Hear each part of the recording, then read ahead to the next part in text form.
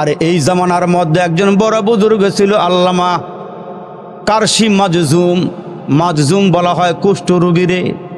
এই কারশি মাজজুমের অনেক মুরিদান, অনেক বড় বুজুর্গ, মুস্তাজাবুদ দাওয়াতওয়ালা আল্লাহওয়ালা বান্দা, দোয়া করলে কবুল হয়ে যায়। কিন্তু নিজের গায়ে কুষ্ঠ রোগী এ মুসলমান, তিনি আল্লাহর দরবারে একদিনও দোয়া করে নাই যে আল্লাহ আমারে ভালো করে দেন। কেন? এই কুষ্ঠ রোগ থাকার কারণে মানুষ তারে ঘৃণা করে, আর এই লোকটার মর্তবা আল্লাহর দরবারে বাড়তে থাকে। আল্লামা কারশি মাজজুম মুসলমান ভাইরা একদিন মুরিদানদেরকে ডাক দিয়ে বলে, শোনো, আমার তো বয়স হয়ে গিয়েছে, আমার একটা বিয়ে করা দরকার, কিন্তু আমি যে কুষ্ঠ রোগী, কার মেয়েটা আমার কাছে দিবে? আমি তো বিয়ে করতে পারলাম না, আমি একটা নবীর সুন্নত জারি করতে পারলাম না। ওই দরবারে আসলে একজন গরিব মানুষ, কিন্তু হুজুরের খুব বেশি ভালোবাসে, খুব মোহাব্বত করে। বাড়িতে গিয়ে মেয়েরে বলছে, আম্মা গো, আমার হুজুর কিন্তু অসুস্থ, আমার হুজুর কুষ্ঠ রোগীর একজন মানুষ, কিন্তু মুস্তাজাবুদ দাওয়াত, যখনই যেখানে দোয়া করে সেই দোয়া আল্লাহ ফেরত দেয় না, কবুল করে নেয়। মাগো, আমি চাইতেছি তুমি হুজুরের খেদমত কইরা ধন্য হইবা, আল্লাহর জান্নাতে যাইবা। আম্মাগো, তুমি কি এটা পারবা? তুমি কি রাজি আছো? আব্বা, যদি এমন একজন বুজুর্গের খেদমত করে আমি মরতে পারি, আমার স্বামী দেয়া কি হবে? আমি খেদমতের দরকার, আমারে বিয়ে দিতে পারেন, অসুবিধা নাই। জোরে কন সুবহানাল্লাহ। এখন একটু শোনেন ভালো করে। এখন হুজুরের কাছে মুরিদ আসছে, আইসা বলে, হুজুর, আমার মেয়েটা রাজি আছে। সব কিছু খুলিয়ে বলছো? হ্যাঁ হুজুর, আমার মেয়েটা আপনার খেদমত করতে চায়। এখন মুসলমান ভাইরা ওই মজলিসেই মেয়ের বাবা মেয়ের পক্ষ থেকে এজেন্ট নিয়ে ওই মুহূর্তে সবার সামনে বিয়ে পড়াইয়া দিছে। সুবহানাল্লাহ, জোরে কর। এখন বাসর রাত্রে এই মেয়েকে হুজুরের ঘরে দিয়ে আসছে। হুজুর বাসর ঘরে ঢুকার আগে আগে ওই যে মুস্তাজাবুদ দাওয়াত, দোয়া করলে কবুল হয়, নামাজের মুসল্লা বিছায়া ফালাইয়া নামাজ 2 রাকাত নামাজ পড়া আল্লাহরে ডাক দেয়, আল্লাহ, যদিও মেয়েটা আমার খেদমতের জন্য রাজি হয়েছে, আমি কুষ্ঠ রোগী, আল্লাহ মেয়েরও তো একটা জীবন আছে, চয়েস আছে, আল্লাহ তোমার কাছে এই মুহূর্তে বলতেছি আমার কুষ্ঠ রোগটা ভালো করে দাও। আল্লামা কারশি মাজজুম দোয়া করছে, সঙ্গে সঙ্গে আল্লাহ দোয়া কবুল কইরা তারে পুরা সুস্থ কইরা সুটাম দেহের অধিকারী একজন যুবক বানাই দিছে। এখন বাসর ঘরে ঢুকছে, বিবি একদিকে বসা, স্বামী আরেক দিকে। স্বামী যখন গিয়া বিবির কাছাকাছি গেছে, মেয়েটা দূরে সরে গেছে। কে আপনি? আমার স্বামী তো একজন অসুস্থ রোগী, কুষ্ঠ রোগী, আপনি দিবালা মানুষ। কে আপনি? আপনার পরিচয় বলেন। আপনি আমার সামনে আসবেন না, আমি আপনারে ভয় পাই, আমি পর্দা করি, আপনি সামনে আসবেন না। আল্লামা কারশি মাজজুম বলেন, ভয় পাইও না, আমি তোমার স্বামী। আমি কুষ্ঠ রোগী ছিলাম, আমি নামাজের মুসল্লা ফালাইয়া দোয়া করছি, আল্লাহ আমারে সুস্থ করে দিছে। মেয়েটায় ডাক দিয়ে বলে, আপনি আমার সামনে আসিয়েন না, আমি আসলে সুটাম দেহের স্বামী চাই নাই, আমি একজন রুগী স্বামী চাইছি। কেন জানেননি? আমি রুগীর খেদমত করে আল্লাহর জান্নাতে যেতে চাই। আমি এই মুহূর্তে আপনার খেদমত করতে চাই না, আমি আপনার কাছে থাকতে চাই না, আমি চলে যাব। আমি তো এই উদ্দেশ্যে বিয়া বসি নাই, আমি আপনার খেদমতের উদ্দেশ্যে বিয়ে বসেছি। আল্লামা কারশি মাজজুমকে ডাক দিয়ে বলে, হুজুর, আপনি যদি আগের মতন হইতে না পারেন, কুষ্ঠ রোগী না হইতে পারেন, আমি ফিরে যাব, এই স্বামীর ঘর সংসার আমি করব না। হুজুর আবার নামাজের মুসল্লা ফালায়া ডাক দিয়ে, আল্লাহ আমার আগের মতো বানায়া দাও। দোয়া করতে দেরি হয়েছে, আগের মতন হতে দেরি হয় নাই। মেয়েটা ডাক দিয়ে, হুজুর, এখন থেকে আমি একজন কুষ্ঠ রোগীর খাদেম হয়ে গেলাম। ফেরেশতারা দেরি করে নাই। এর মুসলমান ভাইরা রে, ওই তো নজরুলকে পাকড়াও করে আল্লাহর সামনে নিয়ে যখন হাজির করাবেন, আল্লাহ বলবেন, কি রে, তুই তো বান্দা 99টা নেকি লইয়া হাসরের ময়দানে ঘোরাঘুরি করলি, আর বান্দা তোর কাছে একটা নেকি, তুই কেমনে কি করছস বল? এক নেকিওয়ালা বান্দা বলবে, আল্লাহ আমার তো একটা নেকি, আমি দেখলাম আমার ভাইয়ের কাছে 99টা নেকি থাকার পরেও সে জান্নাতে যাইতে পারে না, আমি একটা নেকি দিয়া কেমনে জান্নাতে যাব? এই জন্য গো মালিক, একটা নেকি আমার ভাইরে দিয়া পালাইছে, সে জান্নাতে যাক আর আমি জাহান্নামে গেলে যাব, অসুবিধা নাই। আমার আল্লাহ বলবেন এটা দুনিয়া নয়, এই ময়দান তো কঠিন ময়দান, হাসরের দিনটা বড় কঠিন দিন। সূর্য মাথার কিনারায় দাঁড়ায় গেছে, মাথার মগজগুলো টকবক টকবক করে ফুটা শুরু হয়ে গেছে। এরে মুসলমান বাইরে আমার নিচের জমিটা তামা হয়ে যাবে। সূর্যের 12 থেকে 13টা ছিদ্র আছে, মুখ আছে। ওই দিন মাথার বান্দার মাথার দিকে ঘুরাইয়া দেওয়া হবে। এরে বান্দা, এই কঠিন দিনে, মুসিবতের দিনে তুই কেন একটা নেকি দিলে? আল্লাহ গো, একটা নেকি দিয়ে আমি কি করব? এই জন্য আমার ভাইয়ের ওপর আমি রহম করেছি। আমার ভাই জান্নাতে যাক, আমি জাহান্নামে গেলে যাই, অসুবিধা নাই। আল্লাহ বলবেন এই দিনেও যেহেতু তুই তোর ভাইয়ের ওপরে রহম করে যাস, আমি আল্লাহর কাছে 99টা রহমত ছিল রে বান্দা। আমি আল্লাহ ঘোষণা দিলাম, দুজনকে মাফ কইরা আমার জান্নাতের মেহমান বানায়া দিলাম। এর মুসলমান, আল্লাহর নবী সাহাবীদের সামনে ওয়াজ করতেছেন। সাহাবীরা বনি ইসরায়েলের একজন বড় আবেদ, যিনি 500 বছর পর্যন্ত আল্লাহর গোলামি করছে, আওয়াজ করে বলবেন যেই বেটার হায়াত হলো 500 বছর, ওনার হায়াতের সামনে কি আমগো হায়াত আছে না নাই? আছে বলে। যেই বেটার কাছে 500 বছরের ইবাদত, যেমন হযরত হুদ আলাইহিস সালাম একজন নবী ছিল, পয়গম্বর ছিল। ওনার জমানার মধ্যে, ওনার সময়ে, ওনার আমলে মানুষ বালেগ হইতো 300 বছরে। জোরে করেন না সুবহানাল্লাহ। ওনাদের গড় আয়ু ছিল 1000 বছর। ওনারা লম্বায় ছিল 30 থেকে 40 হাত। সুবহানাল্লাহ কর। আচ্ছা, আপনারা একটু আওয়াজ দিয়ে বলেন, এরা যদি 300 বছরে বালেগ হয় ভাই সাহেবেরা, এগো সামনে আমগো হায়াত আছে না নাই? না সবাই তো বলতেছেন না আছে না নাই? ওই যে বেটায় রিক্সা চালায়, এখন তো মনে করেন রিক্সার মধ্যে মোটর দেওয়া আছে, সুইচ দিলেই একদম ফরফর ফরফর করে চলে। আর দেখবেন রিক্সাও এমন হয়েছে এখন, কথা করেন না সবাই, হ্যাঁ আস্তে করে বুঝাক। এখন রিক্সাওয়ালার এমন হয়েছে, দেখবেন 2 পা উপরের দিকে দিয়ে চালায়। কেউ ঠিক নিও, সুইচ দিলে ফরফর করে চলে, এখন ঠ্যাং হলো উপরের দিকে। হেরা রইল রাস্তার, এখন মাতবর হেরা রাস্তার। আর একটা সময় গেছে পেট্রোল মাইরা জানবার করে লইছে, রিক্সা আগ না সামনের দিকে। হ্যাঁ, রিক্সার মধ্যে লইছে এক প্যাসেঞ্জার, ওজনে একটু বাড়ি, ওজন দিলে 4 মণ হইব আর কি। লোকটা ফাতলা না বাড়ি? আরে কথা কইলে ওয়াজ করতে বলা, ফাতলা না বাড়ি? এখন এই লোকের লইয়া যখন ওয়াই ব্রিজের কাছে গেছে, উদাহরণ দিলাম বুঝার লেগে আর কি, এখন যে টানতাছে উড়াইতে না, ওজন বাড়ি দো। রিক্সাওয়ালা একটু হালকা পাতলা কয়, ভাই সাহেব একটু নাইমা আমার একটু সহযোগিতা করলে আমি রিক্সাটা উপরে উড়াইয়া পরে আপনার লই। তো এই বেটা আবার কথা মানছে, রিক্সাটারে একবার ওয়াই ব্রিজের মাঝখানে নিয়ে এই বেটারে উড়াইছে। তো রিক্সাওয়ালা আসলে একটু রসিক কিসিমের মজাওয়ালা আর কি, কয় স্যার আপনার নাম কি? এই বেটায় কয় আমার নাম হলো সিকুন আলী। ওজনে বাড়ি না ফাতলা বেটায়? এ মাইচরের মানুষ জোরে কোন বাড়ি না ফাতলা? বাড়ি। এখন রিক্সাওয়ালাকে এত মোড়া বেটা আবার নাম বলে সিকুন আলী, কারবারটা করছে কি দেখছিস? এখন সামনে যখন রিক্সা নিয়ে নামছে, নামার পরে এইবার প্যাসেঞ্জারে ধরছে হেরে। রিক্সাওয়ালার, এই তোর নাম কি? কয় স্যার আমার নাম নাই। আমার নাম আমনে এত মোটা বেটার নাম যদি সিকুন আলী হয় আপনার সামনে আমি আছো? এক জায়গায় গেছি ওয়াজ করতাম, এই বেটা ডাক দিছে, মজনু ওদিকে আয়। আমি কি নাম রাখলো মজনু? তো পাগল না, এটা কি নাম রাখছে? খাওয়া দাওয়ার পরে কে হুজুর একটু এই ফলাটার মাথা হাত দিয়ে ওটা দোয়া করে দেন। আমি কে পাগলামি করে? আমি নামের অর্থই পাগল। নামের অর্থ কি? পাগল। এই জন্য কইছে বালা একটা নাম রাখতে। নবীজি কইছে বাচ্চা দুনিয়াতে আসলে বালা একটা নাম রাখো, 7 দিনের দিনে একটা আকিকা দিও, চুল দিলে 4 সম পরিমাণ স্বর্ণ রূপা দান করে দিও আল্লাহর রাস্তায়। নাম রাখছে একেবারে নিজে মাতবরি করে নাম রাখছে ফসা।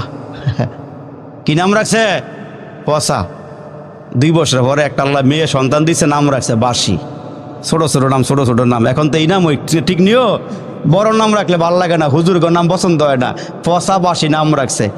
এই বেটার আল্লাহর রহমতে আর একটা ফলা আল্লাহ দিছে। আর 2 বছর পরে হুজুরের কাছে গেছে, শেষ মেশটা হুজুরের একটু নাম টাম জিগে রাহি। তো হুজুরে কয় কি নাম? কয় একটা রেখা দেন। তো হুজুরে চিন্তা করে দেখছে যে আগের বইয়ের মধ্যে বীর শ্রেষ্ঠ মতিউর রহমান মতিউর রহমান ফরমাবরদার আনুগত্যশীল নাম একটা রেখা দিছে মতিউর রহমান। এই বেড়ায় চিন্তা করে কয় তিনটা ব্রিজের মাথা ওয়াই ব্রিজ, এত লম্বা নাম মতিউর রহমান। আগের দিয়ে ছোটো ছোটো করে ফসা বাসি এটা নাম রাখছে কি মতিউর রহমান। হুজুরে আসলে হুজুরে পরের বাইত খায়, এগুলো ওজন বরাদ নাই, নাম একটা রেখা দিছে। এই বেড়ায় আডে আর কাটে কাটতে কাটতে নাম রাখছে মুইত্যা। রাগ হয়ে নাম না, হ্যাঁ মন খারাপ করেন না, একবার দাওয়াত দিয়েছেন, জীবনে আর দাওয়াত না দিলেও অসুবিধা নাই। আজকে যেহেতু আইসে একটা মিলে জুলে ওয়াজ করে, কিন্তু রাগ হবে না আপনার আবার নিয়ে আবার। এবং নাম রাখছে মুইত্যা, আগের দিয়ে পচা আর বাসি নাম রাখছে কি। এখন কোনো সমস্যা হয় নাই, সমস্যা কয়েকদিন পরে ওনার বাড়িতে আইসে এক মেহমান বেড়াইতে আইসে, বেড়াও ঢাকাতে মিষ্টি উষ্টি লয়ে আইসে, একেবারে আরামে বাড়ি বেড়াইতে আইসি। তা বেড়াইতে আইসে মতো হ্যাঁ ওনারে আতফত দোয়াইয়া ডাইনিং টেবিলে বয়াইছে, বয় কয় ফসা বাতান। এই বেড়ায় মাত্র ঢাকার থেকে আইলে মিষ্টি উষ্টি লইয়া কয় ফসা বাতান, তো একটু পরে কয় বাসি তরকারি আন। কারণটা দেখছেন, এই বেড়ায় কয় কিরে ফসা ভাত বাসি তরকারি, সামনে আগে গিয়ে মুইত্যা ফানি আন। অবস্থা খারাপ না ভালো হয়েছে? হাইসেন না, উড়াই দিয়েন না। আমগো নাম শুনলে কুত্তে ফানি তুলে থাকে, বর্তমানে নাম হলে জোরে কন ঠিক না বে ঠিক। নাম দেখলে চিনা জানে এটা মুসলমান না হিন্দু, জোরে কন ঠিক না বে ঠিক। এই জন্য নাম রাখলে একটু ভালো দেখে রাখা। এটা আমরা যে বাইসা বাহাদুরগুলি করতেছি, এদিকে তাকাইলে দেখি এগো সামনে আমগো হায়াত নাই। ওই তো 500 বছর পর্যন্ত ইবাদত করছে, আর এইবারে দোয়া করছে। আমার নবীজি ওয়াজ করে সাহাবাকে সামনে ওয়াজ করছে, আল্লাহ আমারে তুমি একটু সুযোগ দিও, ক্ষমতা দিও আল্লাহ, আমি যেন সিজদার হালাতে মরি, আর আমি যেন সিজদার হালাতে হাসরের দিন তোমার সামনে উঠি। আর একটু জোরে কর। 500 বছর পর্যন্ত ইবাদত করছে, এইবারে বাড়িঘর সাইরা গেছিল গা, কিন্তু এখন বাড়িঘর সাইরা যাওয়া জায়েজ নাই। হুজুর করতে জিগাইবেন, যেহেতু রামপুর বড় মাদ্রাসা পাশে, কিন্তু একটা সময় ছিল বৈরাগ্যতা, বাড়িঘর সাইরা নিবিড়ে গিয়ে ইবাদত বন্দি করতে এটা জায়েজ ছিল, কিন্তু আমগো লেগে জায়েজ নাই। আমগো লেগে পরিবারের মধ্যে বরণ পোষণ করে ইবাদত, জোরে কোন সুবহানাল্লাহ। এখন এই বেড়ায় আল্লাহর কাছে দোয়া করছে, আল্লাহ আমার সিজদার হালাতে রাখো, সিজদার হালাতে মরণ দিও, আমার হাসরের দিন সিজদার অবস্থায় উঠাইও। আল্লাহ দোয়া কবুল করছে। নবীজি ওয়াজ করতেছে সাহাবীদের সামনে, এরে মুসলমান ভাইরা আমার, ওই বান্দা যখন মারা গেছে সিজদার হালাতে আমার আল্লাহ ডাক দিয়া কয়, ফেরেশতারা রে, এই বান্দায় 500 বছর ইবাদত করেছে, নিঃস্বার্থে ইবাদত, রিয়া মুক্ত অহংকার মুক্ত ইবাদত। এই বান্দারে আমার রহমত দিয়ে আমার জান্নাতে ঢুকাইয়া দে। রহমত ছাড়া কোনো মানুষ বাঁচতে পারে না, হাসরের দিন আল্লাহ আমাকে জান্নাতও যাইতে পারতো না। এই বেড়ার মনের ভিতরে একটা খুঁতখুঁতানি। আল্লাহ দিয়ে আমারে বলে, আজকে নাকি আল্লাহ পাক রহমত দিয়া দয়া দিয়ে আমারে জান্নাত দিবে, তাইলে আমার 500 বছরের ইবাদত গেল কই? মনে মনে একটা খুঁতখুঁতানি আসেনি যে আমি যে এত ইবাদত করলাম এটা গেল কই? আল্লাহ বলে, আজকে দয়া করে আমারে জান্নাত দিব। এরে মুসলমান বন্ধুরা রে আমার, ওই বান্দার মনের ভিতরে কল্পনা জল্পনা, আমি ইবাদত করলাম 500 বছর পর্যন্ত, এগুলো গেল কই? আল্লাহ তো আমাদেরকে অনার্থক বানায় নাই, ও কারণে বানায় নাই। ওয়ামা খালাকাতুল জিন্না ওয়াল ইনসা ইল্লা লিয়াবুদুন। আল্লাহকে বান্দা তোমাদেরকে অনার্থক বানায় নাই। আফা হাসিবিতুম আন্নামা খালাকনাকুম আবাসা ওয়া আন্নাকুম ইলাইনা লা তুরজাউন। আল্লাহকে মানুষ তোমাদেরকে অনার্থক বানায় নাই, ও কারণে বানায় নাই। খাও দাও ভর্তি করো, সুন্দর বাড়ি বানাইবা, জায়গা জমি করবা। এরে বান্দা তোমাদেরকে জন্য আমি আল্লাহ বানাই নাই, তোমাদেরকে বানাইছি আমার গোলামের জন্য, আমার দাসত্বের জন্য, আমার বন্দেগীর জন্য। 5 ওয়াক্ত নামাজ পড়বা, রমজান মাসের রোজা রাখবা, তোমার উপরে যাকাত ফরজ হলে যাকাত দিবা, হজ ফরজ হইলে হজ করবা, ছেলে মেয়েগুলোকে দিন শিখাইবা, বিবিরে পর্দা করাইবা, বাচ্চা উপযুক্ত হয়ে গেলে মেয়েদেরকে পর্দা করাইবা, ঘরের মধ্যে ইবাদতের পরিবেশ তৈরি করবা। এরে বান্দা তোমাদেরকে আমি আল্লাহ অনার্থক বানাই নাই, ও কারণে বানাই নাই। এরে মুসলমান বন্ধুরা রে আমার, ওই বান্দা 500 বছর পর্যন্ত নিঃস্বার্থে একনিষ্ঠভাবে আল্লাহর গোলামি করেছে, বন্দেগী করেছে। আল্লাহ বলেন যাও আমার দয়া দিয়া তুমি জান্নাতে চলে যাও। ওই বান্দা মনে মনে চিন্তা করে, আল্লাহ তুমি আজকে তোমার রহম দিয়া, দয়া দিয়া, অনুগ্রহ দিয়া আমার এই জান্নাত দিবা, আমার 500 বছরের ইবাদত গেল কই? আল্লাহ সব জানেনি, মনের খবর। এখানে বসে বসে কার মনে কি কল্পনা জল্পনা আল্লাহ জানে না? আল্লাহ ভালো করে জানে। হয়তো আমি জানি না, আমার পাশের লোকটা জানে না, কিন্তু আল্লাহ সব জানে। আল্লাহ কয় আমি তোমার দিলের মনের খবরও জানি, তোমার মনের বাসনা যাতনা আমি সব বুঝি। এরে মুসলমান বন্ধুরা রে আমার, আমার প্রাণের ভাইরা রে, গভীর মনোযোগ দেয়া শোনেন। আমার আল্লাহ বলেছেন দয়া দিয়ে জান্নাত দাও। ওই বান্দা মনে মনে কয় তাহলে আমার 500 বছরের বন্দেগী গেল কই? আমি যে শীতের রাত্রে ঠান্ডা পানি দিয়ে ওযু করে ফজরের নামাজ পড়লাম, এই নামাজ গেল কই? আমি যে রমজান মাসে দিনের বেলা পিপাসার কারণে গলা শুকাইয়া গিয়েছিল, আমি যে রোজা রাখছিলাম, রোজা গেল কই? আমি যে মালের যাকাত দিয়েছিলাম, যাকাত গেল কই? ঈদের নামাজ পড়ছিলাম, জানাজার নামাজ আদায় করছিলাম, এগুলো গেল কই? সওয়াব গেল কই? আল্লাহ মনের সব খবর জানে। আমার আল্লাহ ডাক দিয়া কয় ফেরেশতারা রে, তার গলার মধ্যে একটু পিপাসা লাগায়া দে, জিহ্বাটা শুকায়া দে, গলাটা শুকায়া ফালা, পানির পিপাসা লাগায়া দে। মুহূর্তের মধ্যে তার গলার মধ্যে পানির পিপাসা, জিহ্বার মধ্যে পানির পিপাসা লাগছে, মুখ শুকায়া গেছে, গলা শুকায়া গেছে, এখন পানি দরকার। হঠাৎ করে বান্দা পানির জন্য হয়রান পেরেশান হয়ে গেছে, পানি পান করবে, পানি লাগবে তার। তাকায় দেখে তার মুখের সামনে এক গ্লাস পানি বাইসা উঠছে। জোরে কর না, আওয়াজ দিয়ে সুবহানাল্লাহ। তার মুখের সামনে এক গ্লাস পানি, পানি খাইবানি। এই বান্দার পানির খুব দরকার। পিপাসার মুহূর্তে পানি থেকে আওয়াজ আসতেছে, পানি পান করবানি, পানি লাগবনি। এই বান্দায় হাত বাড়ায়া কয় দেরি কইরো না, তাড়াতাড়ি আমারে পানি দাও, আমি একটু পানি পান করতে চাই, আমার গলা শুকায়া গেছে, জিহ্বা শুকায়া গেছে। এরে মুসলমান বাইরে আওয়াজ দিতেছে পানি পান করবা। এই পানি এখন বিক্রি করা হবে, বিনিময়ে ছাড়া পানি দেওয়া হবে না। এখন তো পানি কিনবে, বান্দার কাছে কোনো টাকা নাই, পয়সা নাই, ব্যাংক ব্যালেন্স নাই, পানি কেমনে কিনবে, কেমনে খাবে? মুসলমান ডাক দিয়া বলা হইতেছে, ভাই রে, যদি পানি পান করতে চাও এই মুহূর্তে পানি বিক্রি হবে, পানি অল্প দামে বিক্রি হবে না। যার কাছে 500 বছরের ইবাদত আছে, ওই 500 বছরের ইবাদত দিয়ে এক গ্লাস পানি কিন্না পান করা লাগবে। কয় বছরের ইবাদত? জোরে কোন, কয় বছরের ইবাদত? আল্লাহু আকবার।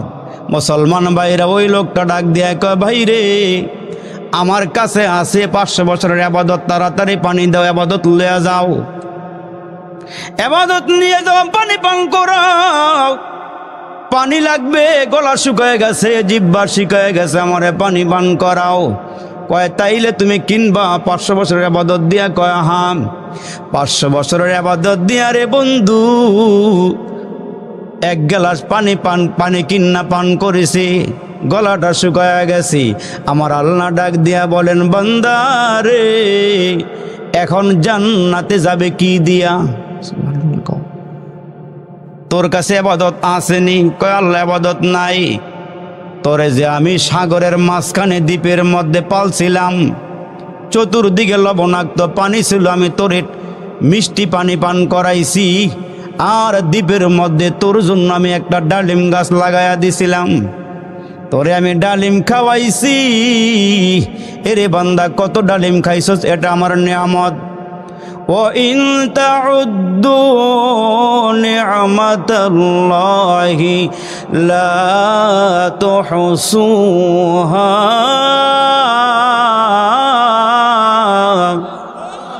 মিষ্ট তিক্ত জাল মশলা, কার কার ঘুমাইছে? ঘুমাছো? মিষ্ট তিক্ত জাল মশলা, দুধ মধু আর চিনি, মাছ গোস্ত ফলমূল যে কতই দিলেন তিনি। উদ্দেশ্য কেবল করব মোরা বন্দিগি মৌলার, প্রশংসা করি আমি আল্লাহ তাআলার, বিশ্ব জাহান পয়দা হুকুমে জাহার। জোরে কন্না আল্লাহু আকবার। আসমান বানাইছেন কি? আর জোরে বলেন কি?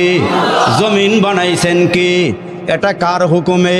আল্লাহ কয় বান্দা আসমান বানাইছি কুন ফায়াকুন দিয়া, জমিন বানাইছি কুন ফায়াকুন দিয়া, সাগর নগর বানাইছি কুন ফায়াকুন দিয়া। এরে মুসলমান একটু চিন্তা করছিলি ওই আসমানটা কে খাড়া করে রাখলাম? একটা খুঁটিও নাই, একটা খাম্বাও নাই, মাথার উপরে আসমানটা জ্বলে আছে। জমিনটারে কে বিছানা বানায়া দিল? সাগর এত গভীর করে কে মাটি কাইটা সাগর বানাইলো? পাহাড়গুলো এত উঁচু করে কে মুসলমান বানাইলো? এত মাটি পাহাড়ের পাথরগুলি জমা করলো, কতগুলো শ্রমিক লাগাইল? আল্লাহ ডাক দিয়ে বলেন, ইন্নামা আমরুহু ইযা আরাদা শাইআন আইয়াকুলা লাহু কুন ফায়াকুন।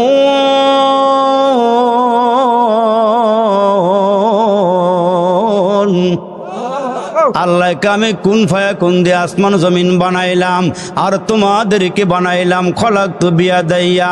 এরে মানুষ তোমাদেরকে বানাইছি আমার কুদরতি হাত দিয়া। আর একটু বড় করে কন্যাকে সুবহানাল্লাহ। আল্লাহ কয় তোমাদেরকে বানাইছে আমি কুদরতি হাত দিয়া। কতই যে সুন্দর এই ধরা, বানিয়েছেন প্রভু কুদরত দ্বারা, কেহই তো তা পারিবে না। চক্ষু যে জুড়িয়ে যায়, খোদ প্রভুই তো করেছেন সবই, যেন করি উপাসনা তার। চন্দ্র দেখো রাতের বেলা, সূর্য দেখো দিনের বেলা, দিন হয় রাত হয় গগনেতে, চলছে তারা নিজ কক্ষপথে।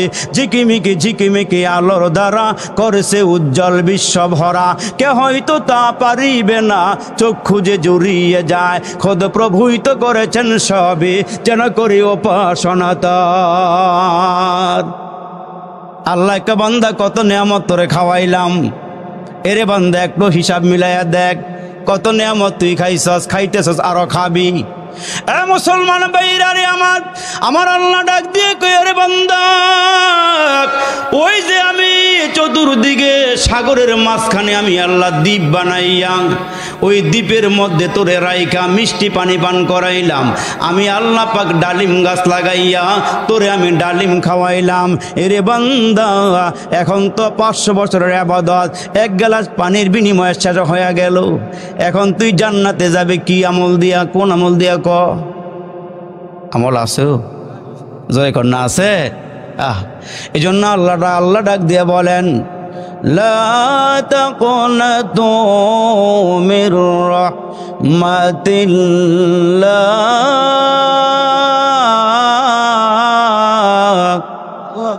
এরে বান্দা আমার রহমত থেকে নৈরাশ হয় না। গুনাহ করে বলাইছ, আমার রহমত থেকে নৈরাশ হয় না। দেখেন না মুসলমান ভাইরা রে আমার, আল্লাহ ডাক দেখে বান্দা জানি তুই গুনাহ করবি, নাফরমানি করবি, এই জন্য আমি আল্লাহ তোর গুনাহ মাফ করাইবার মেডিসিনও দুনিয়াতে রাখছি। সুবহানাল্লাহ কোন ঠিক না? জোরে সুবহানাল্লাহ। আমি জানি তুই গুনাহ করে ফেলাইবি। শয়তান আল্লাহর ডাক দেখ, আল্লাহ আমি দেখবো মাইচরের মানুষগুলো কেমনে জান্নাতে যায়। আল্লাহ ডাক দিয়ে কই, তুই কি করবি বল? ওই মুহূর্তে শয়তান ডাক দিয়ে কয়, আমি দেখবো তোমার বান্দা বান্দিরা কেমনে তোমার জান্নাতে যায়। ডাইন দিক দিয়ে ধোঁকা দিব, বাম দিক দিয়ে ধোঁকা দিব, সামনের দিক দিয়ে ধোঁকা দিব, পিছন দিক দিয়ে ধোঁকা দিয়া যেমনে জান্নাতে যাইতে না পারে আমি ওই চেষ্টা চালাইয়া যাব। আল্লাহ চ্যালেঞ্জ দিয়া কয়, শুনিয়া রাখ, আমার মাইচরের বান্দা বান্দি যদি গুনাহ করে ফেলায়, গুনাহ করার পর এরা যদি বুঝতে পারে আমি গুনাহ করে ফেলাইছি, এরা যদি ওযু কইরা 2 রাকাত নামাজ পড়ে নামাজ পড়ে সেজদা দিয়া, সেজদা থেকে মাথাটা উঠাইয়া সালাম ফিরাইয়া 2টা হাত উপরের দিকে বাড়াইয়া দিয়া, আল্লাহ তুমি ছাড়া আমার কেউ নাই রে আল্লাহ, আমি শয়তানের ধোঁকায় পড়ে গুনাহ করে ফেলাইছি, ফেলাইছি, নফসের প্রবঞ্চনায় পইরা গুনাহ করে ফেলাইছি। আমার আল্লাহ ডাক দিয়া কয়, শয়তান চতুর্দিকে ধোঁকা দেওয়ার শক্তি আমি আল্লাহ তোরে দিয়া দিলাম, কিন্তু শুনিয়া রাখ, একটা দিকে তোর কোনো ক্ষমতা নাই। এই বান্দা যখন গুনাহ কইরা, এই বান্দা যখন নামাজের মুসল্লাটা ফালাইয়া আমার দরবারে হাতগুলো বাড়াইয়া দুই চোখের পানিগুলো সাইরা সাইরা বলবে, আল্লাহ আমি গুনাহ করে ফেলাইছি, আর গুনাহ করব না রে মাওলা, আমি ওপরের থেকে রহমতের পানি দিয়া বান্দার জীবনের সব গুনাহগুলো মাফ করে দিব। আমি আল্লাহ পাক মাফ করলে কারো নিকটে জিজ্ঞাসা করা লাগবে না, অনুমতিও নেওয়া লাগবে না। এজন্য মুসলমান ভাইরারে আমার, পয়গম্বর আরবি ডাক দিয়ে বলেন, যারা তওবা করবে গুনাহ থেকে, ওই যে বাচ্চা মায়ের পেটের থেকে আসার পর ওই বাচ্চা যখন দুনিয়াতে আসে ভূমিষ্ঠ হয়, ওই বাচ্চা যেমন নিষ্পাপ বেগুনাহ, কোন বান্দা বান্দি গুনাহ করিয়া তওবা করলে আমি আল্লাহ এদেরকেও নিষ্পাপ মাসুম বেগুনাহ বানাইয়া দেই। আমি ওদেরকে বেগুনা মাসুম বানায়া দেই।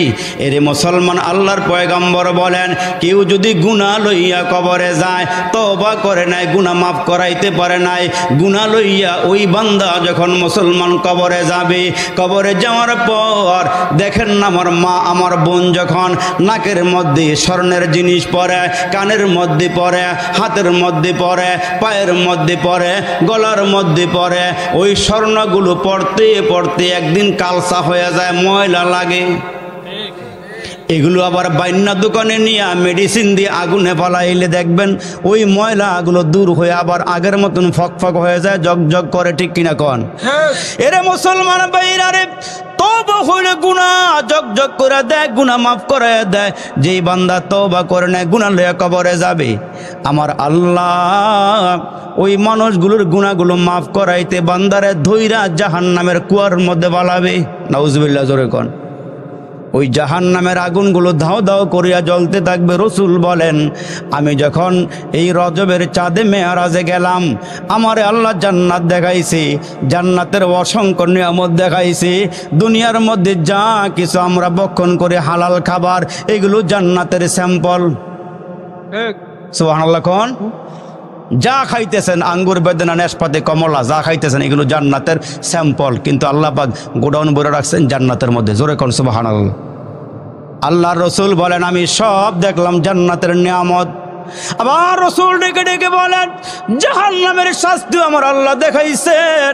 আমি ঘুইরা ঘুইরা জিবরাইলের মাধ্যমে জাহান্নামের আগুন দেখলাম, জাহান্নামের শাস্তি দেখলাম।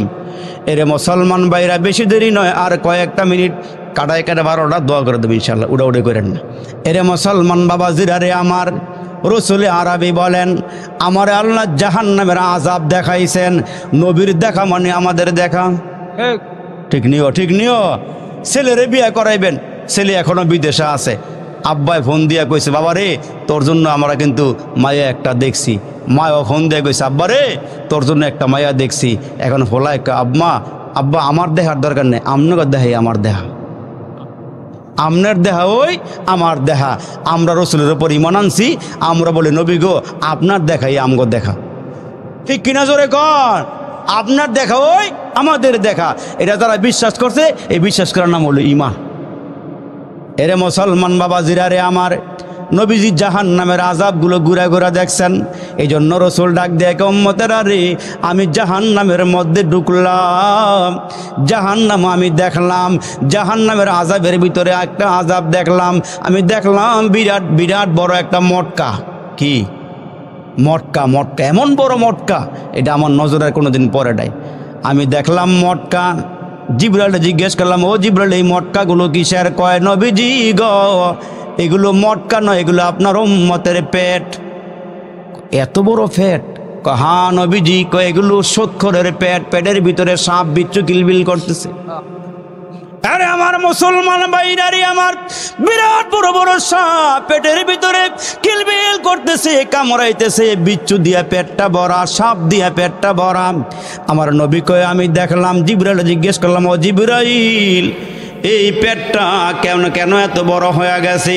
কয় নবীজি গো, দুনিয়ার মধ্যে আপনার উম্মতেরা সৎখোর উম্মতের পেটগুলো এমন হবে। নাউজুবিল্লাহ, জোরে কোন। আর আমরা সোদে টাকা লাগাইয়া দেদারসে খাইতেছি, পরকালের চিন্তা আমাদের কলবের ভিতরে, আমাদের দিলের মধ্যে নাই।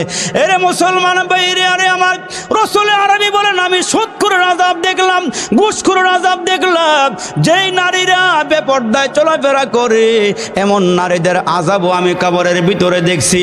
আমি দেখলাম কিছু নারী রে স্তনের মধ্যে বর্ষা লাগাইয়া টানাইয়া রাখা হয়েছে, চুলের মধ্যে বান্ধা লটকাইয়া রাখা হয়েছে।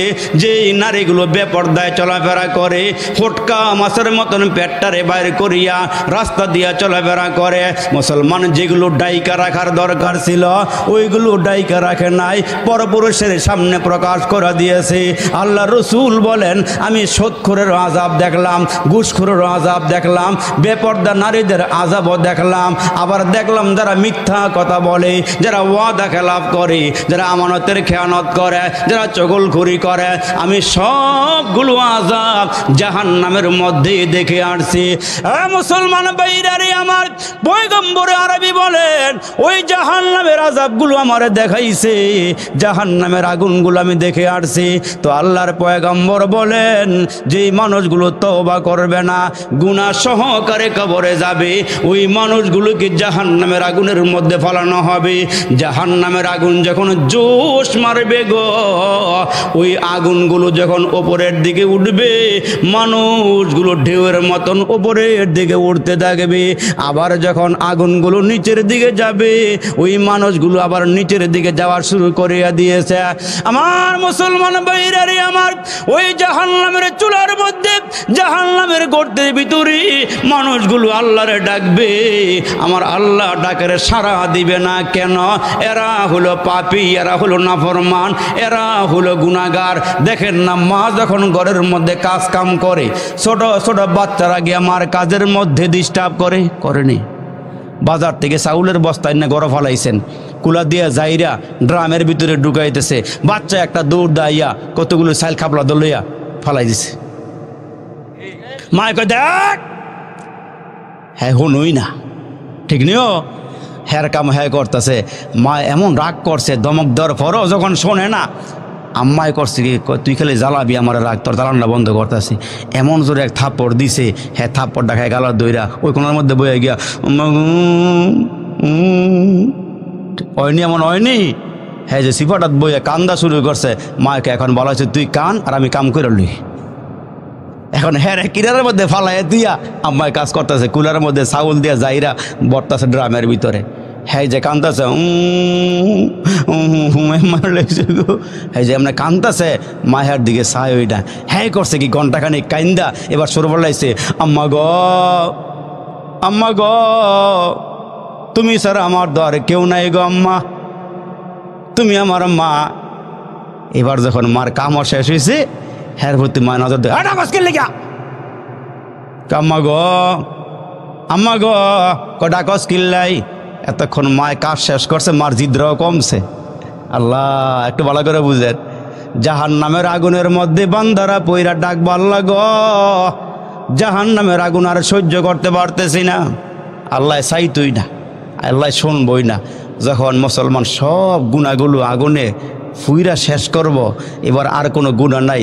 যখন ঢেউর লাগে, আগুনের ঢেউর লাগে উপরের দিকে উঠা মুখটা বাড়াইছে, আল্লাহ গ, আল্লাহ কয়ে ডাহসকে লেগা সুবহানাল্লাহ, জোরে কন, আর একটু জোরে কন সুবহানাল্লাহ। আল্লাহ, জাহান্নামের আগুন তো আর সইতে পারতেছি না। আল্লাহ কয়, তাইলে শোধ খাইছিলি কেন? রমজান মাসে দিনের বেলা ডাইলের বড়া খাইছিলি কেন? কয় আল্লাহর খাইতাম না। কয় যাইতার তিনার খাবি কেমনে? সিস্টেম আছে ভাই সাহেব? আর কোনো সিস্টেম আছে? আর কোনো সিস্টেম নাই। এরে মুসলমান ভাইরা রে আমার, এই জন্য আল্লাহ পাকের পয়গম্বর ডাক দিয়া কয়, বান্দা আছে বন্দেগি নাই, গুনাহ আছে তওবা নাই, আছে বন্দেগি নাই, গুনাহ আছে তওবা নাই, বাড়ি আছে কবরের কোনো খবর নাই। এই জন্য আল্লাহ ডাক দিয়া কয়, মানুষেরা রে, জীবনটা সুন্দর করিয়া কবরে যাও, জীবনটা সাকসেস করে কবরে যাও, আল্লাহকে রাজি আর খুশি করে কবরে যাও, সাহাবীদের জিন্দেগি অবলম্বন করে কবরে যাও। জোরে কোন সুবহানাল্লাহ। সাহাবিদের জিন্দিগি লইয়া কবরে যাও, সাহাবিরা আমার নবীর লেগা পাগল, আমার নবীর এমন মোহাব্বত করে, এমন ভালোবাসে। যেমন হজরত জুলাইবিব একজন সাহাবি ছিল, গরিব সাহাবি, কিন্তু এমন গরিব, এই গরিব সাহাবির এক হলো কালা, 2 নম্বর বংশের কোনো পরিচয় নাই, আবার হলো গরিব, অশিক্ষিত, একবারে কালো মেশমেশা, কিন্তু আল্লাহু আকবার, নবীর এত ভালোবাসে, নিজের জান দিয়ে নবীরে ভালোবাসে। জোরে কর সুবহানাল্লাহ। বংশ পরিচয় নাই, বেটা হয়েছে কালা, আবার হয়েছে বাইটটা, অশিক্ষিত, বংশের কোনো পরিচয় নাই। এই সাহাবি নবীর কাছে আইসা দিন গ্রহণ করছে, ইসলাম গ্রহণ করছে। এই সাহাবি ডাক দিয়ে কয়, নবী গো, আপনি আমার গার্জিয়ান। সুবহানাল্লাহ, জোরে কর। নবী যদি কাহারও গার্জিয়ান হয়ে যায়, নবীজি ডাক দিয়ে আমার উম্মত 2টা কাজ করলে আমি ওই উম্মতের গার্জিয়ান হুম। আর একটু জোরে কর না সুবহানাল্লাহ। জানি তো রাত্রে বেশি হয়েছে, অনুবাদ ভালো লাগতো না, কিন্তু 2-1টা কথা কয়ে এলাই। রসুল কয়, আমার উম্মত যদি 2টা জিনিসের জিম্মাদারি নেয়, জামিন হয়, আমি আমার জিম্মাদারিতে আমার উম্মতের জান্নাতে পৌঁছাই দেব। 2টা জিনিসের গ্যারান্টি, মাইয়াজমাল্লি মা বাইনা লিহিয়াইহি ও মা বাইনা রিজলাইহি আজমাল্লাহুল জান্নাহ। 1 নম্বরের জবানটারে হেফাজত করতে পারলে, এই জবান দিয়ে মিছা কথা কওয়া, চগলখুরি কওয়া, এই জবান দিয়া আলতু ফালতু কথা কওয়া, এগুলো যারা বাদ দিয়া লাইব, নবীজি ডাক দিয়ে কয়, যারা 2 সোয়ালের মাঝখানের হেফাজত করব, আমার জিম্মাতে আমার উম্মতগুলোকে জান্নাতে পৌঁছাই দেব। আরেকটা জিনিস হইল, 2 রানের মাঝখানে লজ্জাস্থান, বেডা আর বেডি, পুরুষ মহিলা যারাই অবৈধ কাজ থেকে বিরত থাকে, জিনার কাজ থেকে বিরত থাকে, আমার নবী কয়, যারা অবৈধ কাজ করে না, জিনা করে না, ব্যভিচার করে না, আমি রসুল জিম্মাদারি হইয়া আমার এই উম্মতের নরনারী আল্লাহ পাকের জান্নাতে পৌঁছাই দেন। এই হযরত জুলাইবিবকে রসুল কয়, তুমি আমারে ভালোবাসো? কয়, হ্যাঁ রসুল, আমি আপনারে ভালোবাসি। কয়, আমিও তোমারে ভালোবাসি। অথচ গরিব বাইটটা, বংশের পরিচয় নাই। কয়, নবীজি আপনি আমার গার্জিয়ান। আরে মুসলমান ভাইরারে আমার, কয়েকদিন পরে আল্লাহ নবীর সামনে বসা এই হজরতে জুলাইবিব একজন গরিব সাহাবী, বেটে সাহাবী, বংশের কোনো পরিচয় নাই, অশিক্ষিত, সম্পদ নাই, গরিব। নবীজি একদিন ডাক দিয়ে কয়, কি রে, বিয়ের বয়স হয়ে গেছে, তুমি কি বিয়ে করবা না? সাহাবী ডাক দিয়ে কয়, নবী গো, খাইতাম ফাই না, আবার বিয়ে করবো কইতে গা। সুবহানাল্লাহ, জোরে কয়। আমার দেখতে বেশি ভালো লাগে না, আমার বংশের কোনো পরিচয় নাই, এই মদিনাতে আমার কোনো বংশ নাই, আমার কোনো গোত্রের লোক নাই, আপনারা সারা, আপনি আমার জিম্মাদার গো নবীজি। আমার নবী ডাক দিয়ে কই, সাহাবী রে, আমি জিম্মাদারি নিয়ে তোমারে বিয়ে করায় দিব, তোমার কি অসুবিধা আছে? কয়, নবীজি তাইলে তো ভালোই হয়। কয়, তাইলে তোমারে আমি ছোট জায়গায় বিয়ে করাবো না, যেহেতু আমি তোমার জিম্মাদার। মদিনার মধ্যে একজন আনসার সাহাবী আছে, পয়সাওয়ালা, দাপটওয়ালা, অনেক সম্পদের মালিক, আমি তার মেয়েকে তোমার সঙ্গে বিয়ে দিব। আল্লাহু আকবার। নবীজি সংবাদ পাঠাইছে, যেমন নবী বিয়ের প্রস্তাব পাঠাইছে। সাহাবী কয়, নবীজি আপনার মতো লোক যদি আমার মেয়েরে বিয়ে করে, আমার জীবন ধন্য। নবীজি কয়, আমি বিয়ে করতাম না, আমার সাহাবীরে বিয়ে করাম, তুমি একটু আমার দরবারে আস। হজরতে জুলাইবিব বলেন, আমার নবীর দরবারে ওই আনসার সাহাবী আসলো, পয়সাওয়ালা সাহাবী, দাপটওয়ালা সাহাবী, সম্পদওয়ালা সাহাবী। আরে মুসলমান ভাইরারে আমার, ওই সাহাবী আসার পর আল্লাহর রসুল ডাক দিয়া কয়, এরে মিয়া, তোমার মেয়েটা আমার এই সাহাবীর কাছে বিয়ে দিবা। সুবহানাল্লাহ। কয় আনসার সাহাবী ওই গরিব সাহাবীর দিকে তাকায়, কয়, নবীজি গো, এই লোকের বংশের কোনো পরিচয় নাই, বেটে আবার কালো, দেখতে কুসরি, বচ্চুরুদ, ওনার কাছে আমি মেয়ে দিব, এটা আমার দ্বারা সম্ভব না। আমি আমার বিবির একটু জিজ্ঞাসা করিয়া নেই। বাড়িতে যাওয়ার পর বিবির কাছে সব ঘটনা খুলিয়া বললে, ওই মুহূর্তে বিবিও ডাক দিয়া কই, স্বামী গো, বলো কি? এমন একজন দরিদ্র সাহাবী, অসহায় সাহাবী, কালো, বেটে, অশিক্ষিত বংশের কোনো পরিচয় নাই, তার কাছে আমার একমাত্র মেয়ে, সুন্দরী মেয়ে কেমনে উঠাইয়া দেই। স্বামী আর স্ত্রী ঘরের মধ্যে বসিয়া আলোচনা করতেছিলেন। ইন্দিমে টাইমে মেয়েটা আরেক রুমের থেকে শুইনা বাড়াইছে। আল্লাহ রসুল প্রস্তাব দিয়েছে মেয়েটারে বিয়ে করার জন্য। মেয়েটা নিজের রুমের থেকে আব্বা আম্মা রুমে এসে ডাক দিয়ে কয়, তোমরা আমার নবীর প্রস্তাব রে প্রত্যাখ্যান করো, এত বড় সাহস আসমানের নিচে জমিনের উপরে তোমাদের কেমনে হইল? আর একটু জোরে কর না সুবহানাল্লাহ। আমার নবীর ফয়সালারে তোমরা অমান্য করলা। না না না, আমি মেয়ে বললাম রসুল আরবের সিদ্ধান্তের উপরে আমি অটল, আমি অবিচল, আমি রাজি আছি। জোরে কর না সুবহানাল্লাহ। আর এই জামানার মধ্যে একজন বড় বুজুর্গ ছিল আল্লামা কারশি মাজজুম। মাজজুম বলা হয় কুষ্ঠ রোগীরে। এই কারশি মাজজুমের অনেক মুরিদান, অনেক বড় বুজুর্গ, মুস্তাজাবুদ দাওয়াতওয়ালা, আল্লাহওয়ালা বান্দা, দোয়া করলে কবুল হয়ে যায়। কিন্তু নিজের গায়ে কুষ্ঠ রোগী এ মুসলমান, তিনি আল্লাহর দরবারে একদিনও দোয়া করে নাই যে আল্লাহ আমারে ভালো করে দেন। কেন? এই কুষ্ঠ রোগ থাকার কারণে মানুষ তারে ঘৃণা করে, আর এই লোকটার মর্তবা আল্লাহর দরবারে বাড়তে থাকে। আল্লামা কারশি মাজজুম মুসলমান ভাইরা একদিন মুরিদানদেরকে ডাক দিয়ে বলে, শোনো, আমার তো বয়স হয়ে গিয়েছে, আমার একটা বিয়ে করা দরকার, কিন্তু আমি যে কুষ্ঠ রোগী, কার মেয়েটা আমার কাছে দিবে? আমি তো বিয়ে করতে পারলাম না, আমি একটা নবীর সুন্নত জারি করতে পারলাম না। ওই দরবারে আসলে একজন গরিব মানুষ, কিন্তু হুজুরের খুব বেশি ভালোবাসে, খুব মোহাব্বত করে। বাড়িতে গিয়ে মেয়েরে বলছে, আম্মা গো, আমার হুজুর কিন্তু অসুস্থ, আমার হুজুর কুষ্ঠ রোগীর একজন মানুষ, কিন্তু মুস্তাজাবুদ দাওয়াত, যখনই যেখানে দোয়া করে সেই দোয়া আল্লাহ ফেরত দেয় না, কবুল করে নেয়। মাগো, আমি চাইতেছি তুমি হুজুরের খেদমত কইরা ধন্য হইবা, আল্লাহর জান্নাতে যাইবা। আম্মা গো, তুমি কি এটা পারবা? তুমি কি রাজি আছো? আব্বা, যদি এমন একজন বুজুর্গের খেদমত করে আমি মরতে পারি, আমার স্বামী দেয়া কি হবে? আমি খেদমতের দরকার, আমারে বিয়ে দিতে পারেন, অসুবিধা নাই। জোরে কন, জোরে কন সুবহানাল্লাহ। এখন একটু শোনেন ভালো করে। এখন হুজুরের কাছে মুরিদ আসছে, আইসা বলে, হুজুর আমার মেয়েটা রাজি আছে। কয় সব কিছু খুলিয়ে বলছ? কয় হ্যাঁ হুজুর, আমার মেয়েটা আপনার খেদমত করতে চায়। এখন মুসলমান ভাইরা ওই মজলিসেই মেয়ের বাবা মেয়ের পক্ষ থেকে এজেন্ট নিয়ে ওই মুহূর্তে সবার সামনে বিয়ে পড়াইয়া দিছে। সুবহানাল্লাহ, জোরে কর। এখন বাসর রাত্রে এই মেয়েকে হুজুরের ঘরে দিয়ে আসছে। হুজুর বাসর ঘরে ঢুকার আগে আগে ওই যে মুস্তাজাবুদ দাওয়াত, দোয়া করলে কবুল হয়, নামাজের মুসল্লা বিছায়া ফালাইয়া নামাজ 2 রাকাত নামাজ পড়া আল্লাহরে ডাক দেখ, আল্লাহ যদিও মেয়েটা আমার খেদমতের জন্য রাজি হইছে, আমি কুষ্ঠ রোগী, আল্লাহ মেয়েরও তো একটা জীবন আছে, চয়েস আছে, আল্লাহ তোমার কাছে এই মুহূর্তে বলতেছি আমার কুষ্ঠ রোগটা ভালো করে দাও। আল্লামা কারশি মাজজুম দোয়া করছে, সঙ্গে সঙ্গে আল্লাহ দোয়া কবুল কইরা তারে পুরা সুস্থ কইরা সুটাম দেহের অধিকারী একজন যুবক বানাই দিছে। এখন বাসর ঘরে ঢুকছে, বিবি একদিকে বসা, স্বামী আরেক দিকে। স্বামী যখন গিয়া বিবির কাছাকাছি গেছে, মেয়েটা দূরে সরে গেছে। কে আপনি? আমার স্বামী তো একজন অসুস্থ রোগী, কুষ্ঠ রোগী, আপনি দিবালা মানুষ। কে আপনি? আপনার পরিচয় বলেন। আপনি আমার সামনে আসবেন না, আমি আপনারে ভয় পাই, আমি পর্দা করি, আপনি সামনে আসবেন না। আল্লামা কারশি মাজজুম বলেন, ভয় পাইও না, আমি তোমার স্বামী।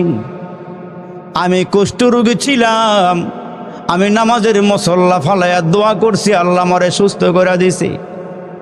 মেয়েটায় ডাক দিয়ে বলে, আপনি আমার সামনে আসিয়েন না, আমি আসলে সুটাম দেহের স্বামী চাই নাই, আমি একজন রুগী স্বামী চাইছি। কেন জানেননি? আমি রুগীর খেদমত করে আল্লাহর জান্নাতে যেতে চাই। আমি এই মুহূর্তে আপনার খেদমত করতে চাই না, আমি আপনার কাছে থাকতে চাই না, আমি চলে যাব। আমি তো এই উদ্দেশ্যে বিয়া বসি নাই, আমি আপনার খেদমতের উদ্দেশ্যে বিয়ে বসেছি। আল্লামা কারশি মাজজুমকে ডাক দিয়ে বলে, হুজুর আপনি যদি আগের মতন হইতে না পারেন, কুষ্ঠ রোগী না হইতে পারেন, আমি ফিরে যাব, এই স্বামীর ঘর সংসার আমি করব না। হুজুর আবার নামাজের মুসল্লা ফালায়া ডাক দিয়ে, আল্লাহ আমার আগের মতো বানায়া দাও। দোয়া করতে দেরি হয়েছে, আগের মতন হতে দেরি হয় নাই।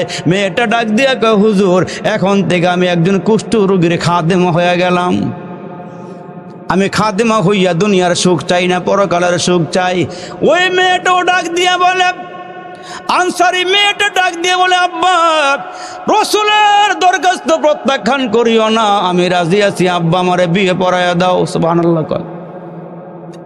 উপস্থিত সাহাবীদেরকে নিয়ে রসুল বিয়ে পড়াইয়া দিলেন। একদিকে বিয়ে পড়ান শেষ, আরেকদিকে হাইয়া আলাল জিহাদের আওয়াজ আসছে, কে কোথায় আসো, জিহাদের ময়দানে যেতে হবে। এই সাহাবী চিন্তা করে বাসর ঘরে যাব নাকি কালিমার পতাকা উড্ডীন করতে যাব।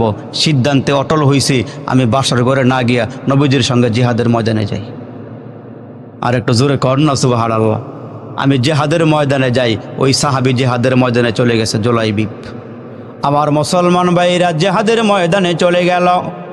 জিহাদের ময়দানে গিয়া জিহাদ করতে করতে কালিমার পক্ষ নিয়া, রসুলের পক্ষ নিয়া হযরতে জুলাইবিব জিহাদ করতে করতে এক পর্যায়ে শহীদ হয়ে গেছে। দুনিয়া থেকে বিদায় হয়ে গেছে, বিবির সঙ্গে দেখাই হয় নাই। আল্লাহ রসুল ডাক দিয়া কয়, সাহাবীরা রে, কে কোন জায়গায় শহীদ হয়েছে লাশগুলো একত্রিত করো, কে আহত হয়েছে ওই লাশগুলো একত্রিত করো। এখন মুসলমান যারা আহত শহীদ এই লাশগুলো খুঁজিয়া পাইছে, কিন্তু হযরতে জুলাইবিব বেটে মানুষ ছিল, কালা কুশি বচ্চুরুত, এটারে খুঁজার পায় না। সাহাবীরা খুঁজতে খুঁজতে গিয়ে দেখেন এক জায়গায় 7টা কাফেরের লাশ পড়ে আছে, ওই লাশের নিচে পড়ে রয়েছে হযরতে জুলাইবিব। উনি শহীদ হয়ে গেছে। আল্লাহর পয়গম্বর চোখের পানিগুলো ছেড়ে ছেড়ে ডাক দিয়ে বলে, সাহাবীরা রে, এই জুলাইবিব তো আজকের রাত্রে বাসর করার কথা ছিল। আমার প্রেমে পড়ে আমার মহব্বতে যেই সাহাবী শহীদ হয়ে গেল, আমি নবী তার জানাজা পড়াবো, আমি নিজে তার লাশটা কবরে নামাবো। সাহাবীরে মুসলমান কাফন দাফন করিয়া যখন নিয়ে যায়, রসুল তার সঙ্গে রওনা দিয়েছে। আমার নবী কবরের মধ্যে নাইমা 2টা হাত বাড়াইয়া দিয়া কয়, সাহাবীরা রে, এই জুলাইবিবের কোনো আত্মীয় স্বজন নাই, দেও লাশটা আমার হাতে উঠাইয়া দাও। রসুল আরবি লাশটা হাতের মধ্যে নিয়া মাথাটা উঁচু করে আল্লাহ দরবারে ডাক দেয়, আল্লাহ আমি তার উপরে রাজি, তুমিও তার উপরে রাজি হয়ে যাও। আল্লাহ তুমি তার উপরে সন্তুষ্ট হয়ে যাও। আল্লাহ তুমি তারে মাফ করে দাও, তুমি তারে জান্নাত দিয়ে দাও। আমার আল্লাহ ডাক দেয়, কয় নবী গো, আপনি যার উপরে রাজি, আমি আল্লাহ তার উপরে রাজি। আর আল্লাহ যার উপর রাজি হয়ে যায় তার জন্য জান্নাতের ফয়সালা হয়ে যায়। এই জন্য মুসলমান পায়ে হাত দিয়া বলিয়া যায়, আল্লাহ যা হুকুম করেছেন ওই হুকুমগুলো পালন করব, যা বর্জন করতে বলেছেন ওগুলো আমরা বর্জন করব। পারবো ইনশাআল্লাহ? পারবো ইনশাআল্লাহ? আল্লাহ কবুল করুক, বলেন আমিন। আপনারা অনেক টাকা পয়সা দিচ্ছেন, কিন্তু প্যান্ডেলটা রয়ে গেছে, বিছনা রয়ে গেছে। এই যে লানাকুনান্না মিনাল খাসিরিন, ফেলিয়ে না দিও রে মালিক, ফেলিয়ে না দিও, গুনাহ যত করেছি আমরা ক্ষমা তুমি করিও। মাফ করে দাও রে মালিক, মাফ করে দাও, গুনাহ যত করেছি আমরা ক্ষমা তুমি দাও। জ্বালায় না আমরা রে আল্লাহ দোজখের আগুনে, এমন কঠিন আগুন সহিব কেমনি। ভাই বন্ধু সবাই মিলি কবরে শুয়া বুকে দিবে মাটি, দরজা বন্ধ করে দিবে আল্লাহ জনমের লাগি। ইয়া আল্লাহ তাকায় দেখো না তোমার কতগুলো আশিকিন জাকিরিন পাগল প্রেমিক বান্দা বান্দিরা, যাদের চুলগুলো পেকে গেছে, দাড়িগুলো পেকে গেছে রে আল্লাহ, নওজোয়ান টকবগে যুবক আলেম ওলামা, আল্লাহ সদ্য ওমরা করে আসছে আমার ভাই আব্দুল হান্নান ভাই সহকারী। ইয়া আল্লাহ যে যেখান থেকে হাতগুলো বাড়াইয়া দিছে রে মালিক, আমরা গুনাহগার নাফরমান সারা জীবনের গুনার বোঝা নিয়ে ইয়া আল্লাহ কাঙ্গালের মতো ভিক্ষুকের মতো তোমার দরবারে হাতগুলো বাড়াইছি। মেহেরবান মালিক, মেহরবানি করে গো জিন্দগির সব গুনাহগুলো ক্ষমা করিয়া দাও। আয় আল্লাহ তুমি যদি ক্ষমা না দাও কে আমাদের গুনাহগুলো ক্ষমা দিবে রে আল্লাহ। তোমার কাছে করজোড়ে দরখাস্ত করতেছি, জিন্দেগির সব গুনাহগুলো ক্ষমা করিয়া দাও। আয় আল্লাহ, জানি না কার জন্যে জানি আজকের মাহফিলটা জীবনের শেষ মাহফিল হয়ে যায়, জানা নাই রে মালিক কার জন্যে জানি গো আজকের মোনাজাতটা জীবনের শেষ মোনাজাত হয়ে যায়। আল্লাহ, বড় আশা করে হাতগুলো বাড়াইছি, গুনাহগার বইলা তোমার রহমতের দুয়ার থেকে ধাক্কা দিয়ে বাইর করে দিও না। ওরে মালিক, এই মাহফিল থেকে একজন মুরব্বীরে আল্লাহ ওয়ালা বানাইয়া, একজন যুবক রে খাঁটি ওলি বানাইয়া আল্লাহ গো মেহেরবানি করে আমরা গুনাহগারদের মুনাজাতগুলো কবুল করে না। আল্লাহ, জানি না কোন দিন জানি তোমার ঘরের পালকিটা আমাদের দরওয়াজায় হাজির হয়ে যায়। এমন কোনো দিন নাই, এমন কোনো রাত নাই মাইকে আওয়াজ হয় না অমুকের সন্তান অমুকে দুনিয়াতে নাই।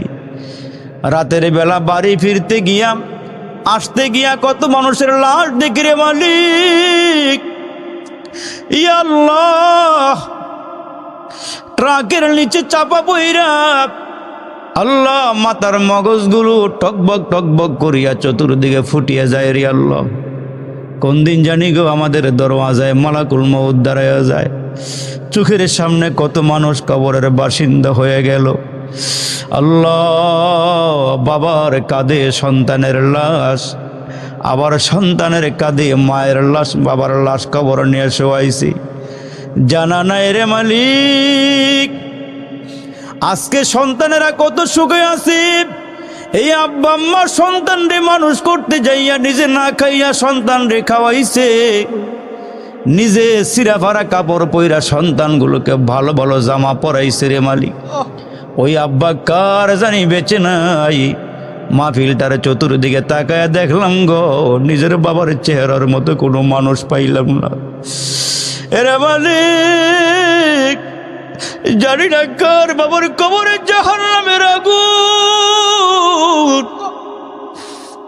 জানা নাই কার আব্বার কবরে জাহান্নামের আগুনগুলো ধাও ধাও করিয়া জ্বলতেছে রে মালিক। জানা নাই কার মার কবরে বিষাক্ত সাপগুলো সবল মেরে আসি। একটা নয়, দুইটা নয়, দয়ার রসুল বলেছেন 99টা সর্পে কামড়াবে রে আল্লাহ। বিচ্ছুগুলো উপর দিক দিয়া নিচের দিক দিয়া চতুর্দিকে ঘেরাও করিয়া কামড়াবে। আল্লাহ, জানি না কার আব্বা আম্মার হাত পায়ে জাহান্নামের শিকল দিয়া বান্ধা রাখছো রে মালিক, জানা নাই রে মালিক।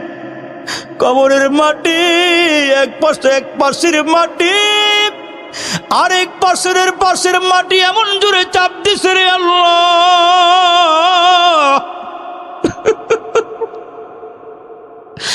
জানি না কার আব্বা আম্মার আল্লাহ হাড্ডিগুলোকে চুরমার করে পালাইছি। কত জায়গা থেকে খবর আসে কবরের মধ্যে আগুন বিষাক্ত সাপ সবল মারা রইছি। আল্লাহ, জানি না মাইচর আমার বাবাদের সঙ্গে আর জীবনে দেখা হয় কি না, জানা নাই যুবকদের সঙ্গে আর দেখা হয় কিনা রে মালিক। এ যুবক, দিলটা এত শক্ত বানাইছো কেন? এরে মুরব্বী, দিলটা পাথরের মতন শক্ত বানাইছো কেন? যদি আজকের মাহফিল থেকে একটা ফোঁটা দুইটা ফোঁটা চোখের পানি আব্বা আম্মার জন্য ফালাইতে পারো, তোমার এই চোখের পানি আমার আল্লাহ কুদরতি হাত বাড়ায় আব্বা আম্মার কবরে ছেড়ে দিবে। জাহান্নামের আগুন যখন নিভিয়া যাবে রে আল্লাহ, আব্বা আম্মা ডেকে ডেকে বলবে কিসের পানি? এগুলো কি আবে হায়াতের পানি নাকি জমজমের পানি নাকি আল্লাহ রহমতের পানি, আবে হায়াতের পানি, জমজমের পানি? কিসের পানি দিয়ে আগুনগুলো নিভাইয়া দিলা? আমার আল্লাহ বলবে না, এগুলো আবে হায়াতের পানি নয়, জমজমের পানি নয়, জান্নাতের পানি নয়, এগুলো তোমার সন্তানের চোখের পানি। তোমার ভাইয়ের পানি, বাবার পানি সন্তানের জন্যে, মার পানি মেয়ের জন্যে। আল্লাহ কত আলেম ওলামার হাতগুলো বাড়াইছে রে আল্লাহ। আল্লাহ এ বাবা রে, দেখো না এক ফোঁটা দুই ফোঁটা চোখের পানি আসেনি রে বাবা। এত শক্ত কেমনে হইলা রে? জানা নাই কার আব্বা আম্মার রুহগুলো মাহফিলের চতুর্দিকে ঘুরতেছে ভিক্ষুকের মতো।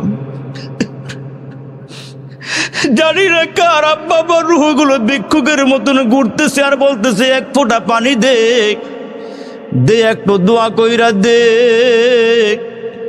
এরে সন্তান একটু দোয়া করে দে। জানি না কার আব্বা আম্মার কবরে আরে আসমানের বৃষ্টির পানিগুলো ঢুকে, কার কবরের মধ্যে কুয়াশার পানিগুলো ঢুকে। ওই কবর থেকে আব্বা আম্মা ডাক দিয়া কয়, ছেলেরে একটা বার কবরের কিনারায় দাঁড়াইলি না, একটা দিনে গোরস্থানে আসলি না, এত সুন্দর মাহফিল হইল, তুই কাতা গায়ে দিয়ে ঘরে ঘুমাইছস, কেন আসলি না? কেন একটু দোয়া করলি না? আল্লাহ মাইচর আইসা বাবাদেরকে পাইয়া বড় ভালো লাগলো রে আল্লাহ। যুবকদের পাইয়া দিলটা খুশি হয়ে গেল। আল্লাহ রব্বে কারিম দোয়াটা ফেরত দিও না রে আল্লাহ। মেহরবানি করে আমরার দোয়াগুলো কবল করে নিও। যারা টাকা দিয়া পয়সা দিয়া জানে মালে সহযোগিতার হাত বাড়াইছে, আল্লাহ সিমেন্ট দিল, টাকা দিল, পয়সা দিল, আল্লাহ সামিয়ানা দিল, আল্লাহ পোস্টার দিল, মাইক দিল, বিছনা দিল, আল্লাহ মাহফিলের খরচগুলো যারা দিল এদেরকে তুমি আল্লাহ কবল করে নিও। এদের জান সালামতগুলো ভালো রাখো, কামাই রুজির মধ্যে বরকত দিও। আল্লাহ বংশের মধ্যে আলেমের নূর জ্বালায়া দিও। আল্লাহ রামপুর মাদ্রাসাটা তুমি কবল করে নিও। বড় হুজুর দোয়া করে গেছে, আল্লাহ ওয়াজ করে গেছে, বড় মুখলেস মানুষ, আল্লাহ ওনাদের খেদমতগুলো তুমি দিনের জন্য কবল করে নিও। এই মাদ্রাসাকে জড়িয়ে করে এলাকার সবাইরে মাফ করে দিও। আল্লাহ ঘরে ঘরে রহমত বর্ষণ করে দিও।